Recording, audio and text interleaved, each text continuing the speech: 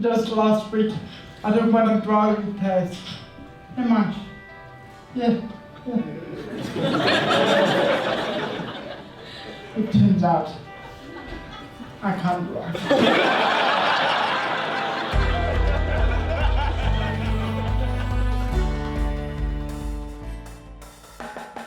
In the 12-hour school, I did not like being on stage at all, but I went to my first open mic night and I fell in love with all the arts, comedy, dancing, just performing.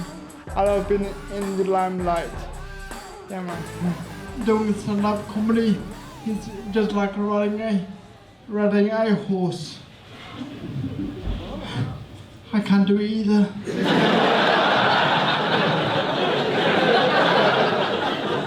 Me and my best friend decided to take a quad bike out for a ride with no helmets on. Unfortunately, I smashed into a gate which was shut. Shortly after I woke up from my coma, I realized that I would not be able to play football, swimming, or any sports ever again. But to be honest with you, I was just happy to be alive.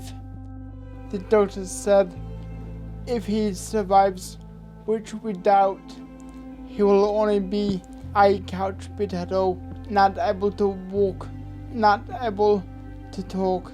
He'll just be sat in bed all his life. Yeah, man.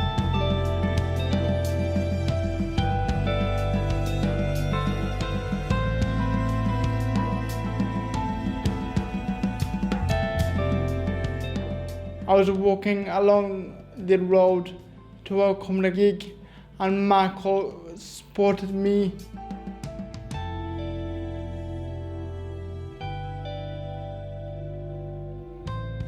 I grew up in a football fanatic family, as well as every boy at school played football, and I very much disliked football, and the bullying started and it went into quite extreme measures. When I was younger, I was hanging out with the wrong people entirely. I used to bully people like dancers, disabled people, gay people. I genuinely think that me and Michael would not have got on if I was still the same person as I was before the motorbike crash. A lot of people talk about pressures women are under, whether that's body shape, what they look like, but then no one really mentions about the big pressures boys actually are under. I think people are generally not actually aware that boys face very, very similar pressures in society. I came up with the idea of Questio, which deals with the football world and masculinity. What is masculinity? At the same time, we look at disability. Even though the piece is not about disability, it uses disability in terms of the masculinity, body language and movement, and what happens if you don't fit in. I wanted to speak up. I actually wanted to show it into people's faces and want to flag it up as a problem which needs solving.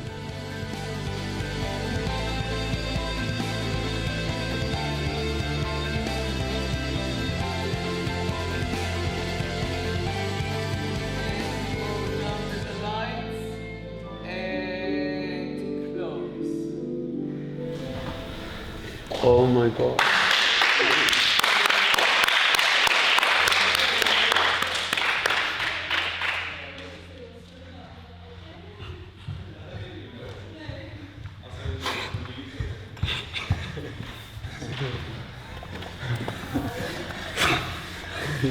Thank you. The piece is important to me at this point of my life in particular, because I recently got diagnosed with cancer, which has thrown my life upside down. Obviously, I had to go into hospital for 2 weeks, and they did all sorts of tests and investigations. And it took quite a long time for the results to fully come back. That also left me waiting to really find out what's wrong with me, how it's going to affect my future, and whether I'm going to be able to dance again. Is this the end of the road? And am I going to die? And have I done everything I needed to do? It's too early. I'm not ready to give into some sort of obstacle yet. I'm too stubborn and strong-minded for that as well. You know, since you only have one life, why not just as well enjoy doing what you're doing and do it fully? Make your passion be infectious, change people's life and inspire other people. This is our son, Jacob. It's pretty exciting. Me and my fiance, we're gonna have a baby boy. My biggest worry, I think, will always be falling around him or maybe on him. Scares the life out of me. That is why I was excited to work with Michael again to get my legs stronger. I really thought, even if this is the last thing I do, I wanted to leave a mark and speak up and really use my voice, my artistic voice, and bring some topics across. I started believing even more in the piece since the diagnosis. There is a lot of media coverage at the moment about bullying anyway, but in particular disability, homosexuality, for example. And it makes me really, really sad that I tried to apply for funding and I have not received 1 penny from anyone without the artist committing and volunteering and believing in me, in the idea. Without that, Questio wouldn't have happened. I actually put book frame, put Gordon here. So what's going to happen is, David hopefully will be able to create some makeup for the ladies. I will do the ladies' hair the minute we... Am I doing their faces? Yeah, I know. Oh, Lord. Oh, is he pulling my leg? We can joke later. I'm a bit nervous, that's why. Sorry. So the makeup is going to happen, hopefully. The hair is going to happen, hopefully. And then from 6 o'clock onwards, we have space for warming up and doing our thing. Are you nervous about tonight? I'm a bit nervous about tonight because my fiance, my mum, and her best friend, they're gonna be in the audience. These are people that have never seen me dance before, so yeah, don't want to fuck up.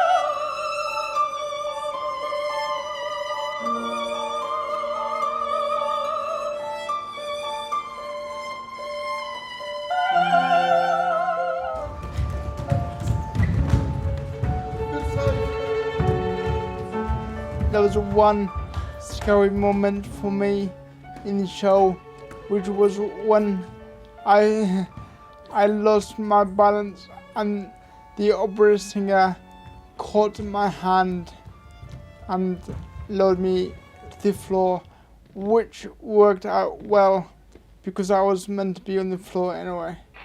So, hey man, I think I'm so gangster. So much so that I actually got disabled gangster tattooed on my arm. Can you see it? That's so fucking gangster.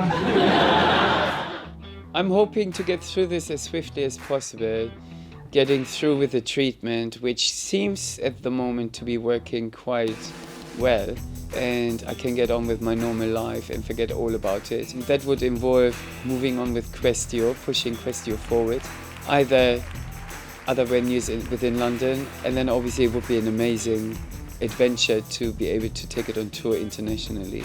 So many people told me I should not do comedy, I want to be funny, blah blah blah.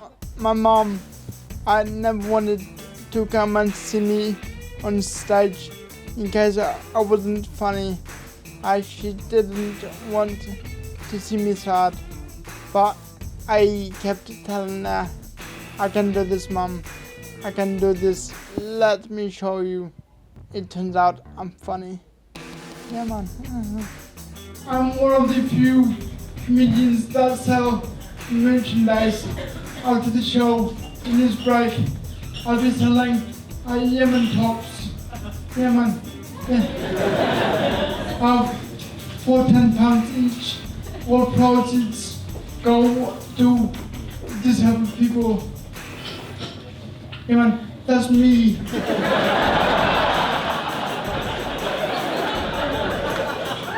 Motherfucker. Then you're open to Robson.